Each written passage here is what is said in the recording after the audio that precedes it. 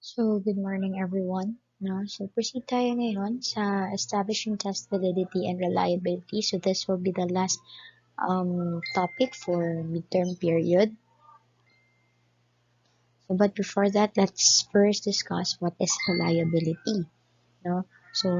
Nabanggit ko to sa inyo last natin na meeting na kung ano ba tong reliability. It's all about the consistency of scores. Para mas maintindihan natin, let's have the definition. So, reliability, it refers to the consistency of scores obtained by the same person when retested using the same instrument or instruments parallel or when compared with other students who took the same test. Let's say, for example, ngayong araw, binigyan ko kayo ng test or ng test, and then yung test na yon binigay ko sa inyo ulit after one month, let's say for example, or 2 weeks na lang. After 2 weeks, binalik ko ulit yung test na binigay ko sa inyo. And then, if yung scores ninyo ng first take ng test and yung score ninyo doon sa second test is almost the same or parehas talaga, ibig sabihin, there is a consistency of scores or the test is reliable. Okay, ganun lang siya. No? So, if it's almost the same ang scores or the same good siya, no, the test is reliable. So, before natin isa-isahin yung mga parts ng reliability, paano natin, or kinds ng reliability, no?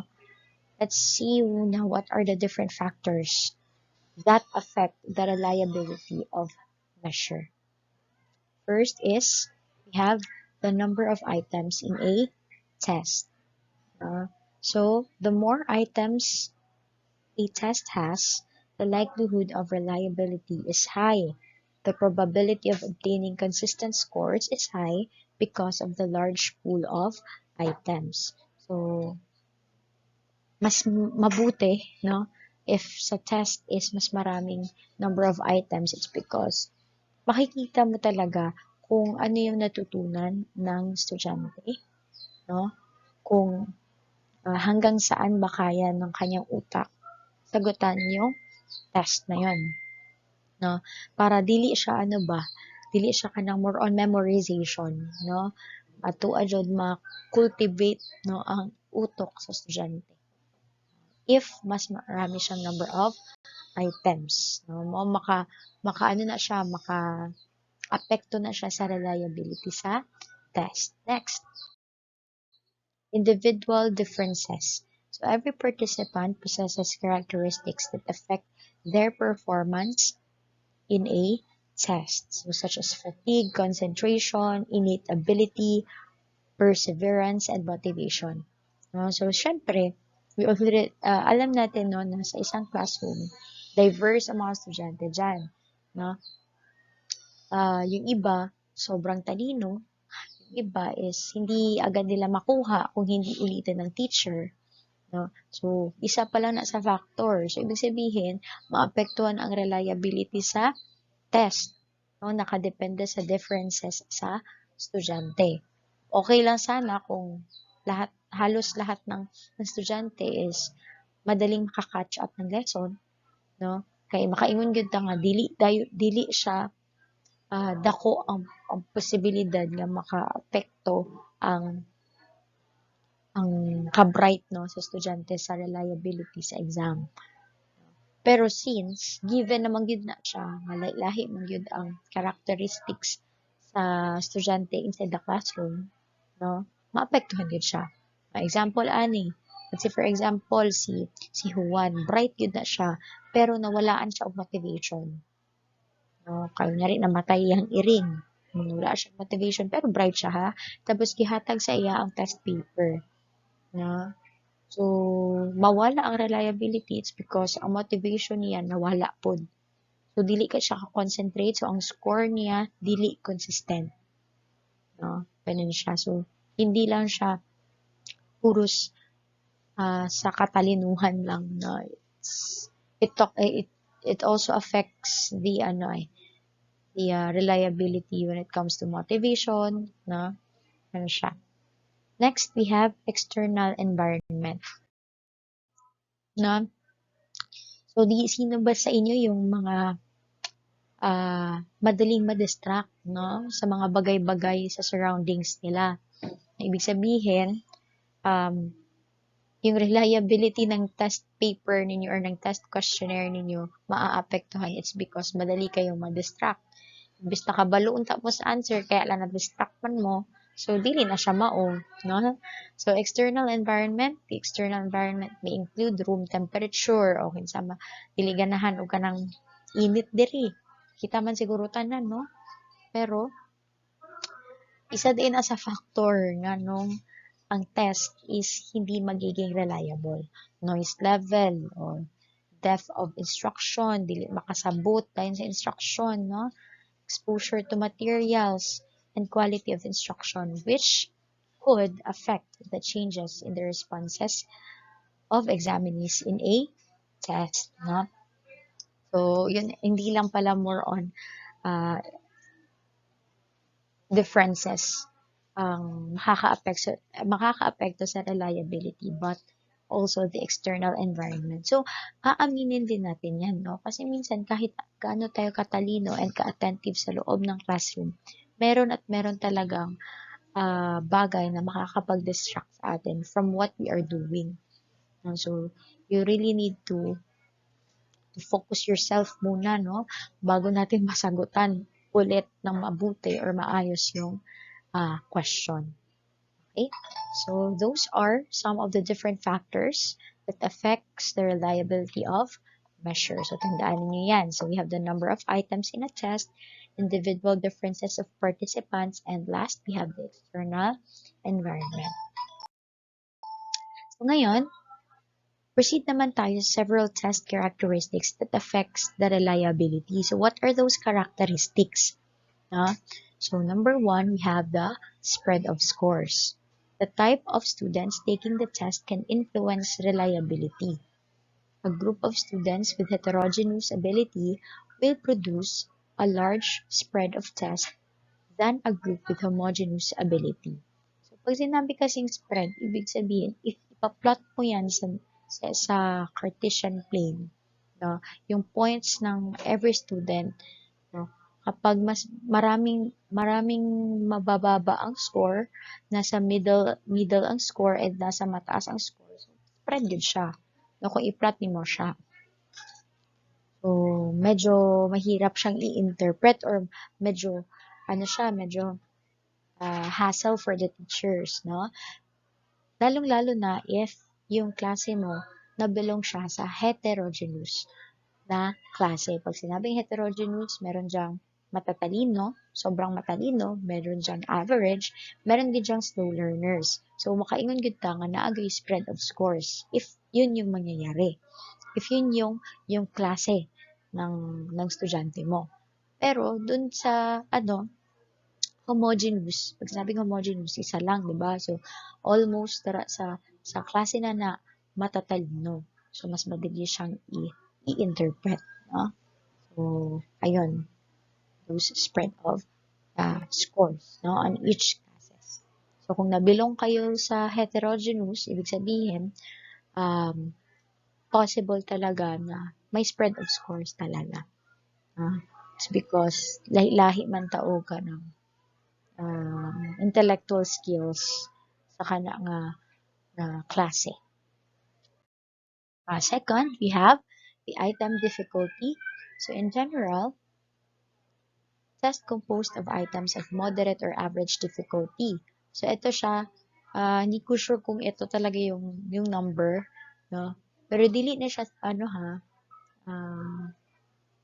30-70. Dili siya, nga 30 ang lisod, 70 30 ang sayon, 70 ang lisod.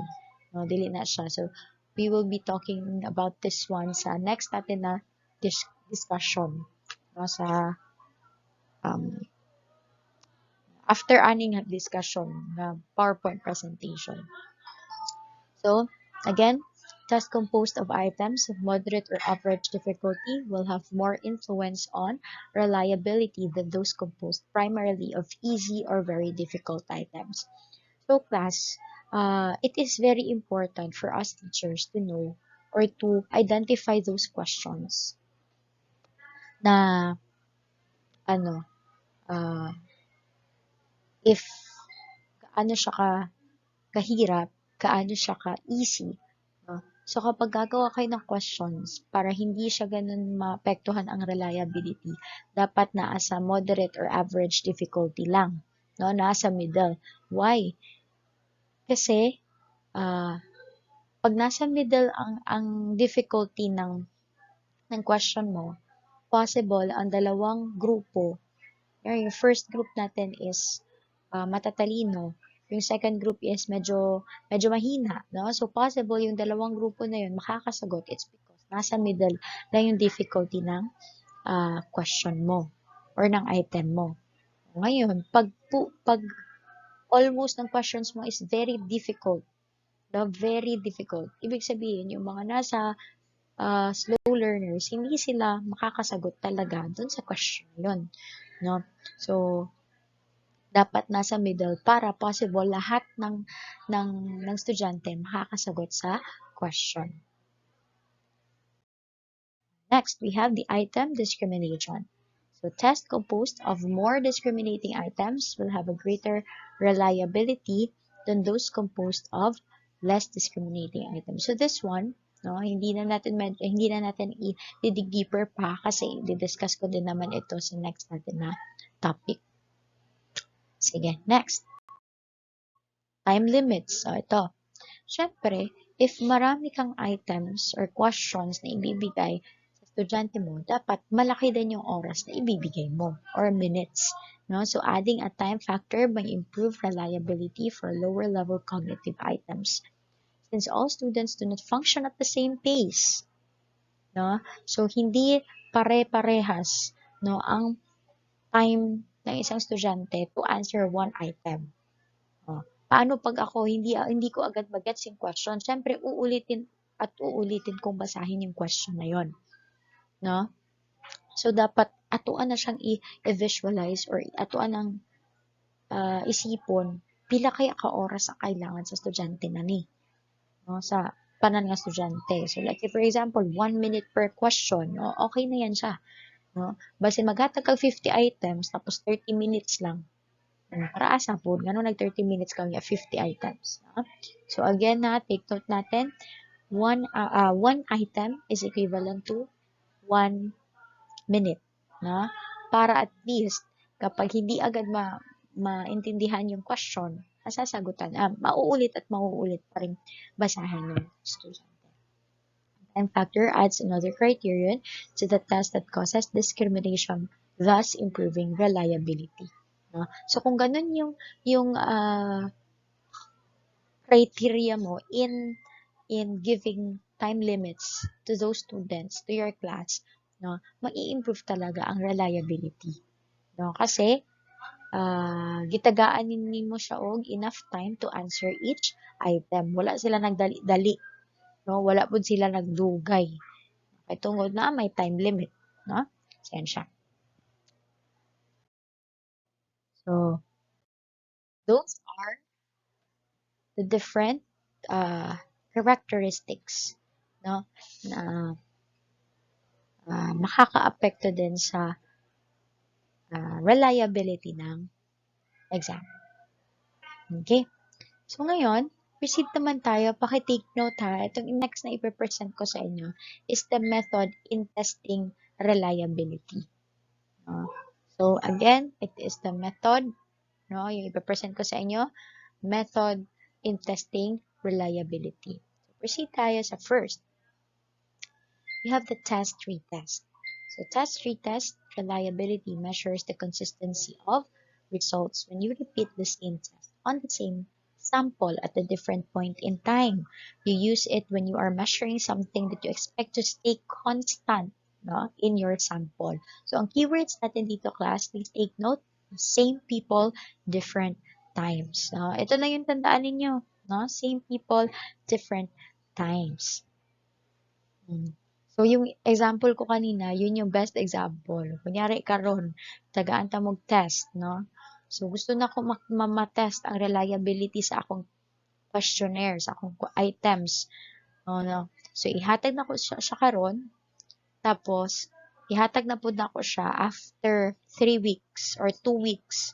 Dapat, para maging reliable or mabala na ko nga reliable ang akong test, dapat almost the same ang score na imong nakuha first take ug sa second take. Let's say, for example, na kay 40 over 50 imong score. So, dapat, pagka next take nimo na sa 41, 42, 40, no? Or 39, yun. So, almost the same lang dapat yung uh, uh, score, no? So, ayan siya. So, same people, different times. Next, we have parallel forms. So, parallel forms reliability measures the correlation between two equivalent versions of a test. You use it when you have two different assessment tools or sets of questions designed to measure the same thing. So, keywords are different people, same time, and different test. Let's say for example, sa parallel forms, meron tayong set A and set B na test. So, sa first column ng klase, sa first column sa loob ng classroom, ibibigay ko yung set A. Set B na naman sa second column. Sa third column, set A, set B, set A, set B. No? So, sinong nakatry niyan, no? Naakala nila na pareha sila ng question ng katabi niya, yun pala is set A, set B pala yung binigay ni teacher, no? So, actually, yung dalawang yun class, yung dalawang questionnaire na yun, yung test, is parehas lang yung content, pero nag-change ang number ba? No? Nag-change ang numbering and ang words and all. Pero ang concept ng question sa set A is the same with set B. Okay? So, different people, same time, different test. So, para malaman natin na reliable ang test mo, dapat ang scores from set A is almost the same sa set B. Okay? Yun lang yun siya. Okay? So, those are, yun yung example sa parallel forms. Next, we have the split half. Administer a test to a group of examinees. Items need to be split into halves. In this technique, get the sum of points in the numbered items and correlate it with sum of points of even numbered items. So, ang keywords natin dito, please take note, odd even technique and same people. Okay. So, ngayon, ibibigay ko sa inyo lahat ng ang isang question sa isang tao, no? So, ibibigay ko yan siya, then I will just get the correct answers, no? From the even numbers and sa odd numbers. Ato lang siyang i-correlate, ato lang siyang i-compare sa isa't isa, no? Let's say, ano ba yung mga odd numbers? No, we have 1, 3, 5, 7, 9, 11. So, kunin natin yung mga tamang sagot doon sa odd numbered items. Then, kunin din natin yung tamang sagot sa even numbered items. Then, i-correlate natin siya or i-compare natin if almost the same yung scores, no, from odd numbered items and even numbered items. Ibig sabihin, the test is reliable. Yan lang yan. Next, we have the internal consistency. So, internal consistency assesses the correlation between multiple items in the test that are intended to measure the same construct. So, ang keywords natin dito, different questions, same construct. No? So, ayun. So, example nito, class. Dali lang, ha?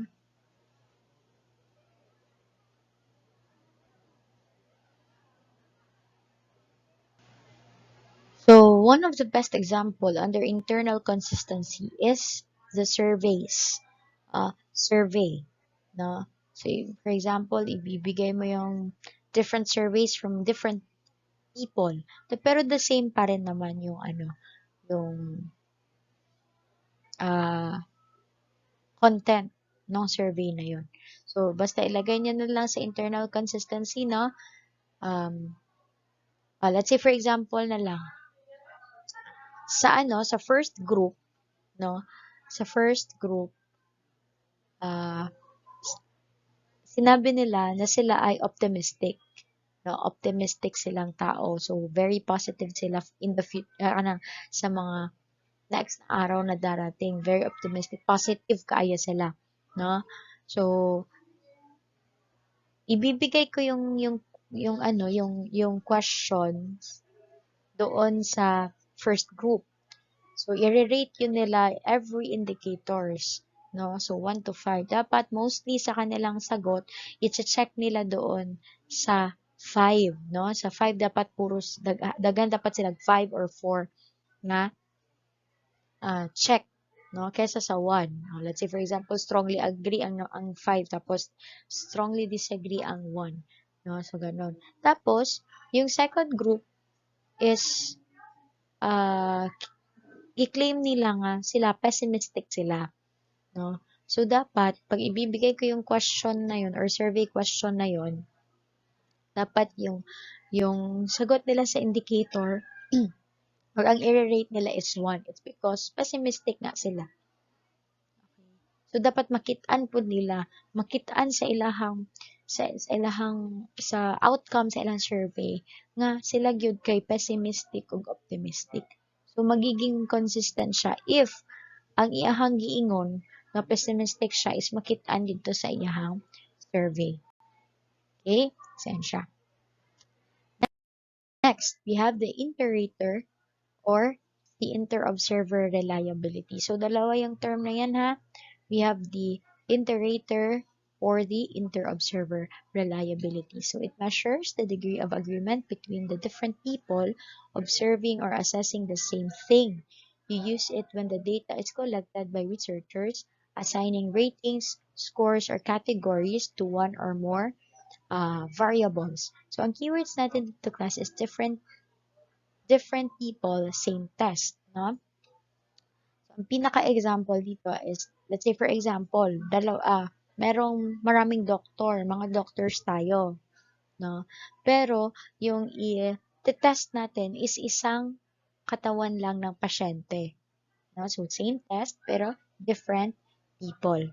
Okay? So, again, if, let's say for example, sa inter-rater reliability, tayo mga doctors, no? Let's say 10 ang mga doctors, pero isa lang yung itetest nila or i-observe nila, which is isa lang kapasyente, no? Same test to siya, mo itong ginamit niya same test. So, different people, different doctors, no? So, malalaman natin kung reliable yung test na yon if pare-pareha sila ng findings. So, for example, ako, si Dr. 1, no, ang finding nako is may sakit sa baga. Second doctor na yung po sakit sa baga. Sakit sa baga, sakit sa baga, no? So, ibig sabihin, the test is reliable. Okay? So, yun siya ang last, no, na method in testing the testing reliability. Ayan. Okay? Okay, next tayo. So, we're done with the reliability. This time, proceed tayo sa validity. So, it is a degree to which the assessment instrument measures what it intends to measure. No? So, unsa dapat ang i-measure. No? So, it also refers to the usefulness of the instrument for a given purpose. It is the most important of a good assessment instrument. So, always remember natin class, ang VARE. Okay? A valid test is a reliable test. No? So, dapat valid muna bago maging reliable ang test. Mauna gyud na tan-awon ang validity sa exam kaysa sa reliability. Okay, basin reliable gani siya pero ang mga questions nimo kay dili man valid or dili siya akma didto sa imong gihatagan, dili siya aligned sa objectives, no? So para asa pod usa na nagpili-pili lang ka og kanang questions para ihatag sa imong mga estudyante? No, no? So dapat meron din tayong binabasehan kung ano yung mga questions na ibibigay natin sa kanila. So dapat maging valid muna before reliable ang exam or test questions. Next. So there are ways in establishing validity, no? Para makita natin kung valid ba talaga yung test paper or yung test questions. First is the face validity. It is done by examining the physical appearance of the instrument, no? So kahit sa ating mga crush dyan, no? Kahit wag natin i-deny na una talaga nating titingnan is yung mukha ng crush natin, no? Dili man nato dayon maingon nga ay pagtan-aw nako siyang naong buutan na siya. Dili man, no? So, ang una talaga ng ating makikita is the face, the physical appearance of that person. Same with the test, no? Usahay, pag makita nato nga gulong-gulo kaayo, no, ang test or ang content or ang itsura ng test, makaingon na nga, ay, kapuya na mag-answer ani, uy, wala pa gani ko nagsugod, no? So, importante din ang face validity. So, tingnan muna natin ano ba yung loob ng ano bang ibig sabihin ng face validity, no? So when the test is presented well, free of errors and administered well, no? So titingnan mo kung ay may mga ano ba, may mga uh, grammatically wrong ba na ano na mga statement, klaro ba ang gihatag na instruction, no? Naka-arrange ba siya maayo from multiple choice to essay, no? Yun siya yung face validity. Okay? So, next, we have the content validity. It is done through a careful and critical examination of the objectives of assessment so that it reflects to the curricular objectives, no? So, ibig sabihin, hindi ka basta-basta magbibigay lang ng test questionnaire. Nakadepende sa content, no? Ng diniscuss mo. Alangan kinsa madiri ay ang maghatag og questions na wala pa na discuss. No, dili man na siya pwede. No, mayon na lang mayon ta kung experimental ni tanan pero kay kani siya kaning content validity it is very important para malaman ng mga estudyante kung hanggang saan at kung gaano karami yung kanilang pag-aaralan before sila mag-question or mag-answer doon sa questions na binigay ni teacher. No? So, balik pa rin tayo sa objectives. No? Kaya pila na nako nigiingon nga, if you want to do something or to create something or to create an assessment for students, balik pa rin tayo sa objectives. Okay? Next. We have the curricular validity. No? So, kung doon sa content, we are focusing on the content itself and the objectives of the assessment. Dito naman sa curricular validity, we are basing our questions, our assessments on the following program of studies. Let's say, for example, BS Ed English. Siyempre, yung ibibigay ko ng mga topic sa inyo is aligned or na ibibigay na subject sa inyo is aligned doon sa kung ano yung ibibigay ng mga lessons sa inyo, align doon sa program mo. Ha? Dili man pwede nga magtudlo ko o ganang ano yan, calculus doon sa mga English students. Hindi naman nila yon subject. No? So, syempre, dapat align din doon sa program na yun. Kung high school ang imong ginatudluan, dapat pang high school po ang mga subject. Pang elementary din. Okay, Kapag sa public or sa high school, we are using curriculum guide. Dito naman sa school natin, we are using syllabus. No? Nakabutang dara, pila kaya ka topics ang ihatag for midterm, ay for prelim, for midterm and finals. No? So doon siya nakabase. So that is the curricular validity. Next, we have criterion-related validity. It is established statistically such that a set of scores revealed by measuring the instrument is correlated with the scores obtained in another external predictor or measure. So, it's the criterion-related validity. So, meron tayong dalawa na term under criterion-related validity. So, what are those? We have or that we have two purposes. No? First is the concurrent validity. It describes the present status of the individual by correlating the set of scores obtained from two measures given concurrently. So, yan siya, no? So, ang concurrent, dali. Let's say, for example, no? So, magbibigay ako ng questions sa inyo about math. Siyempre, yung ibibigay ko sa inyo na questions is yung napag-aralan nyo na, no?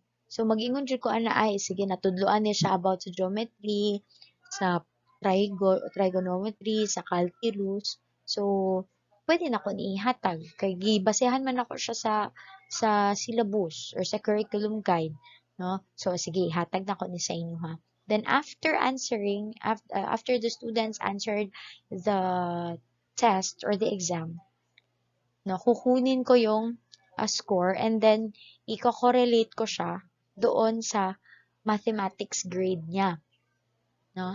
So kapag mataas yung score niya, dapat possible na mataas din yung grade niya sa math, no? So makaingon ko ay sige. So ibig sabihin valid ang test or yes, ang valid ang test is because or ang content ng test, it's because dahil mataas yung score niya, yung grade niya dati sa math, then mataas din yung score niya sa exam, no? Makaingon ko nga, ay okay, na-discuss gyud di ay ni nga mga topics, no? So concurrent. So karon gi gi compare na ko ang imong performance karon sa past timo nga performance. I-take note niyo yan, no? Gi-compare na ko ang imong performance karon sa imong past performance. Mao na siya ang concurrent validity. Next, letter B. No, under sa criterion related validity pa rin. This is the predictive validity from the word itself, predict, no? Imuhang hulaan kung unsa imong performance in the future. Okay? So, it describes the future performance of an individual by correlating the sets of scores obtained from two measures given at longer time interval.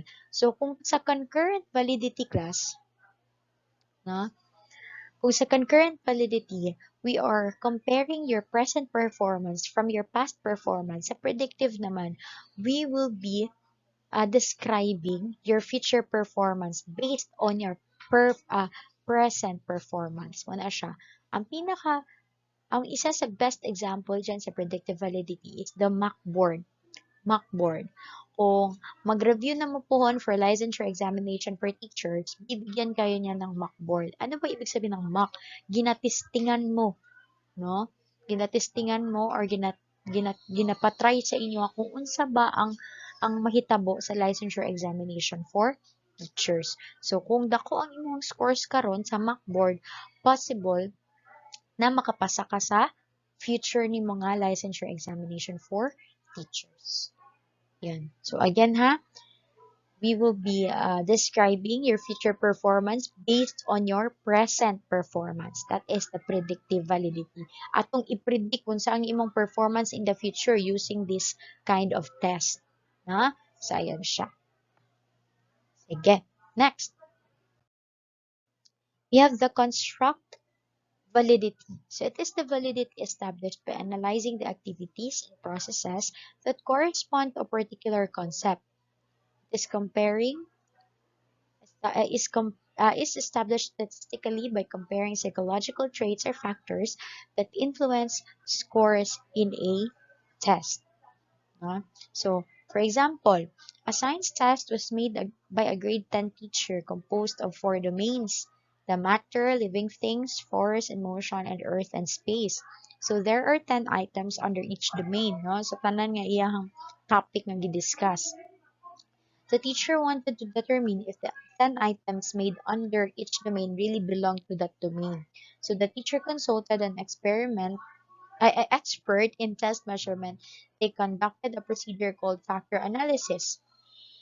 Factor analysis is a statistical procedure done to determine if the items written will load under the domain they belong. So sa construct, no, ano siya ang um, isa sa pinaka-importante in determining or establishing the validity of the test. No? Kailangan minsan isipin mo din kung yung question ba is really under dyan sa domain na binigay mo sa estudyante mo. Hindi ka pwede magbuot-buot. Okay? So, ayan siya. So, those are the ways na in establishing validity.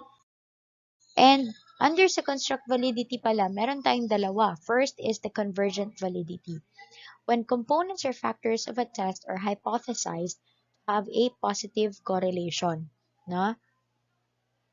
So, ibig sabihin, kapag gagawin mo yung isang bagay, no? And then, it's because you want to do something positively. No? Example na lang, ano yung positive correlation? Sa ba ng example, ano yung positive correlation? So, the longer your hair, no? The longer your hair, the more shampoo you'll need. So, pataas siya o pataas. No? So, kung taas imong buhok, mas daghan ang shampoo nga imuhang kailangan. So, that is positive correlation. So, kung pasa ka ang isa, pasa ka po dapat ang isa ka variable. Okay? Itaas man kag buhok, no? Mas daghan ang shampoo nga imuhang kailangan. Sample pa, the more you exercise, daghan dapat kang time mag-exercise para ang imuhang lawas will be physically fit. No? So, naka-exercise na ka, mag-physically fit pa gyud ka. No? So, pataas nga pa, taas. So, positive and positive. Okay? Next. Sa divergent validity naman, it is when the components or factors of a test are hypothesized to have a negative correlation. An example to correlate are scores in a test on intrinsic and extrinsic motivation. Okay? Ito na lang, negative correlation natin. Pataas yung isa naman is pababa. For example, the more you commit mistakes on your research, you more hours of sleep will decrease. Okay, 'di ba? So daghan kayo kag sa sobraan mo ka busy as a student, you really want to correct those mistakes sa research mo. So mas marami kang oras na binigay sa research mo. Pero yung number of hours ng pagtulog mo is pababa, no? So that is the uh, concept or the negative correlation under divergent validity. Okay? Tumaas ang oras sa pag-render mo doon sa research mo and pag-correct ng research mo, pero bumaba din yung number of hours of sleep mo. No? So, may pataas ang isang variable, pababa naman ang isa. No? Kung, again, sa convergent, pataas tanan. So, positive correlation. Pag divergent, ang isa taas, ang isa pababa. So, that is divergent validity. Okay? So, those are the 5 ways in establishing validity. So, please, ulitin nyo na lang lahat ng explanation ko para mas maintindihan ninyo. Na? So, ngayon, last na ito, sa factors influencing the validity of an assessment instrument. Na? So, unclear direction. So, napaka-daling maintindihan itong unclear directions. Siyempre, biskan unsa pa nagkahawod ang imuhang mga questions kung dili dili dayon masamtan ang imong directions, no? Wala gihapon maapektuhan ang validity sa imuhang test. Next, reading vocabulary and sentence structure too difficult, no? Reading vocabulary and sentence structure too difficult. Wag masyadong mahirap yung mga words, no, na ibibigay mo doon sa estudyante mo. Nakadepende din sa level. Kung college sila, dapat pang college din. Ambiguity. Pag sinabi ambiguity class sa isang context or content, wait lang. Okay. Ambiguity. No, pag sinabi kasi ambiguity, again, no, sa isang context, marami kang maiisip na definition. No? Isa ka content or isa ka context, daghan kay kag definition nga maisip. Ibig sabihin, dili ka pun siya klaro. No? Let's say, for example, paano ninyo i-define or unsa inyong pagka-interpret sa sentence na ni? I saw bats. I saw bats. No? Pwede dalawa ang definition sa sentence na to. First is, nakita nimo ang bat sa baseball bat, or ikaduha, imuhang chainsaw ang bat. So, di ba? Nakadepende sa tao kung paano niya i-define. So, dapat i-make sure gid mo nga ang statement nga imong ibutang sa imong test paper is isa lang yun ang meaning or ang definition, no? Mo na siya ginatawag nga ambiguous bitaw. Daghan kaayo definition or interpretation. Isa pa, call me a cab. Call me a cab. So, dalawa yan. Una, no? Tawagan nimo siya og cab or taxi na lang or cab. O cab na lang yun siya.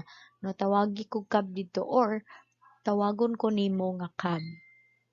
Ana siya. Dalawa. So, yan siya. Last, the girl is riding a horse with pajamas. The girl is riding a horse with pajamas. So, funny kayo siya. Kay possible nga ang nag-wear og pajama ang girl or ang horse. No? So, mo na siya ang ambiguity, ambiguous statement. No? So, please be careful, no, in constructing sentences or content of your test. Kaya basin, ma-misinterpret bitaw sa magbasa. Yeah. Next. Inadequate time limits. Syempre, sinabi ko kanina, no, one item per item, dapat equivalent siya sa 1 minute. No? So, kung 50 items, dapat 50 minutes mong ang ibibigay mo doon sa estudyante to answer the test. Overemphasis of easy items. So, again, no, dapat nasa moderately difficult or average difficult yung mga questions mo. Huwag masyadong madali, no? Kay possible nga ma-perfect na siya tanan sa mga estudyante nimo, no? So, test items inappropriate for the outcomes being measured. Again, pabalik-balik tayo, balik sa objectives, no? So, dapat yung ilalagay mo na questions is kanang align sa imong objectives or learning outcomes. Poorly constructed test items. No? So, kung di ka kabalo mag-construct, kabalo kung unsan dapat imong basehan, ayaw na lang buhat, no? Test too short, wag din masyadong short, no? Kasi possible nga kanang dali ra para sa mga estudyante. Improper arrangement of items. No, dapat kung ano siya, kung multiple choice na siya tanan. No? Kung true or false na na. Test 1, true or false. Test 2, multiple choice. Test 3, essay. Ganon, no? So, dapat isahon gidi mo siya. No? And we have identifiable pattern of answer.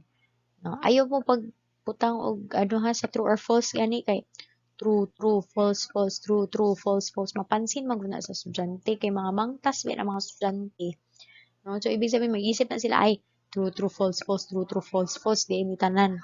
No? So, i-make sure natin na distribute gid siya o proper, no, sa each item. And so, those are the factors influencing the validity of an assessment instrument.